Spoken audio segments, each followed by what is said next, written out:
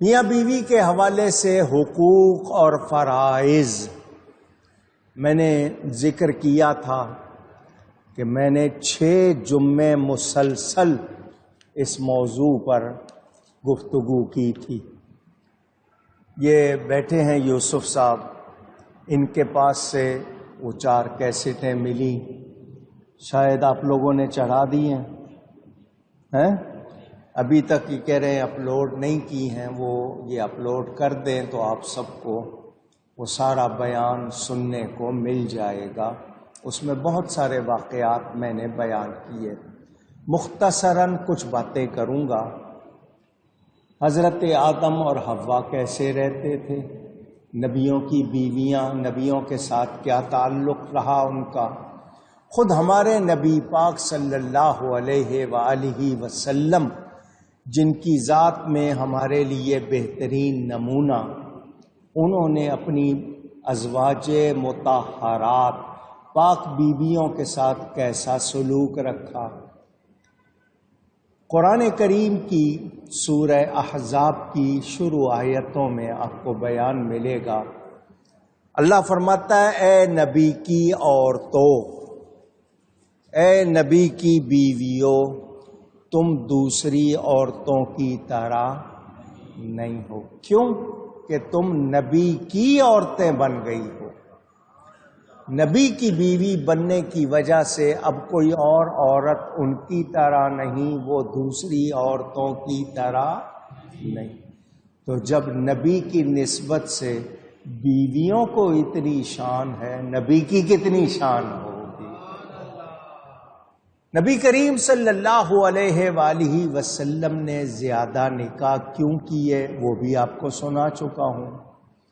اس میں کتنی حکمتیں ہیں۔ نبی پاک نے ظاہری طور پر دنیاوی لحاظ سے جب عمر شریف 25 برس کی ہوئی تو پہلا نکاح فرمایا تھا ام المومنین ملکہ عرب حضرت سیدتنا خدیجۃ الکبریٰ رضی اللہ تعالی عنہا سے۔ اس وقت ان کی عمر 40 برس تھی، 15 برس زیادہ گنتی میں۔ 25 برس اس خاتون کے ساتھ ہنسی خوشی گزارے۔ ہمارے جوان مشہور ہیں کہ جوانی دیوانی ہوتی ہے۔ نبی پاک نے 25 برس کی عمر میں نکاح فرمایا اور 25 سال اس خاتون کے ساتھ گزارے جو عمر رسیدہ تھی، 6 اولادیں ہوئیں خوشی کے ساتھ، ہنسی خوشی کے ساتھ۔ اگر عورتوں کی طلب ہوتی تو جوانی میں نکاح کرتے۔ 50 برس کے بعد جب نکاح کیے ہیں تو وہ ان میں حکمتیں ہیں۔ جن عورتوں سے نکاح کیے ان کی وجہ سے ان کے قبیلے ایمان لائے۔ اسلام کی کتنی اور اس میں فائدے والی باتیں ہوئیں۔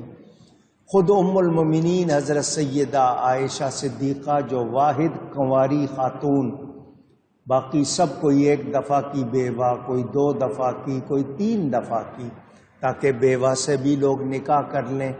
اس زمانے میں نہیں کرتے تھے، نبی پاک نے کر کے اس کی بھی ترغیب دی۔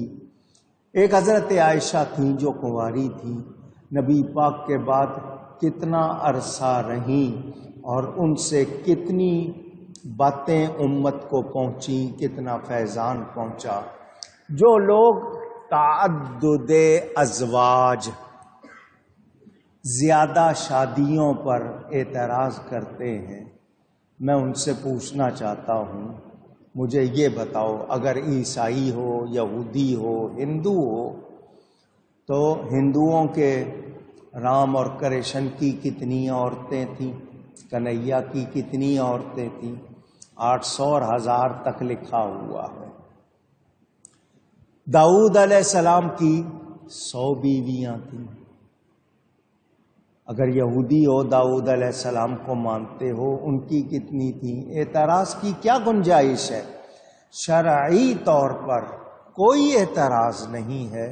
نبی پاک صلی اللہ علیہ وسلم سید المعصومین ہیں، معصوموں کے بھی سردار ہیں، ان کے بارے میں کوئی غلط خیال لانا یہ ایمان والے کا کام نہیں۔ جو اعتراض کرتے ہیں ان کا کیا حال ہے، ان کو سوچنا چاہیے نبی پاک کے زیادہ نکاح کرنے میں کتنی حکمتیں، اس پر میں نے پوری تقریر کی ہوئی ہے، ابھی تو مختصراً آپ کو بتا رہا ہوں۔ میں نے یہ بھی آپ کو بتایا تھا کہ جنت میں ایک آدمی کو 100 آدمیوں کی قوت حاصل ہوگی۔ صحت مند آدمی کی جو قوت ہوتی ہے، ایک جنتی مرد کو کتنے آدمیوں کی؟ 100 آدمیوں کو۔ نبی پاک صلی اللہ علیہ وسلم کو دنیا میں 40 جنتی مردوں کی طاقت حاصل تھی، یعنی 4000 آدمیوں کے برابر طاقت تھی۔ اس کے باوجود انہوں نے کیسا گزارا، یہ تو ان کی پاک بازی کو ظاہر کرتا ہے۔ تو جو لوگ اعتراض کرتے ہیں وہ سمجھتے نہیں۔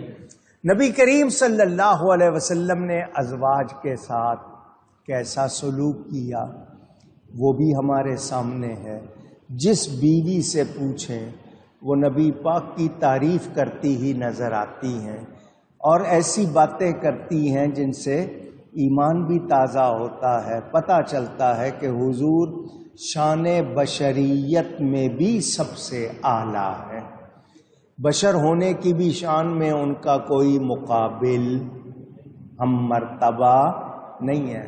نبی سارے محترم ہیں، مگر جو شان میرے نبی کی ہے وہ کسی اور کی اونچی، اسی لیے کہتے ہیں سب سے اولا اعلی۔ میں نے آپ کو بتایا اولا کے معنی پیارے کے، اعلیٰ کے معنی اچھے کے۔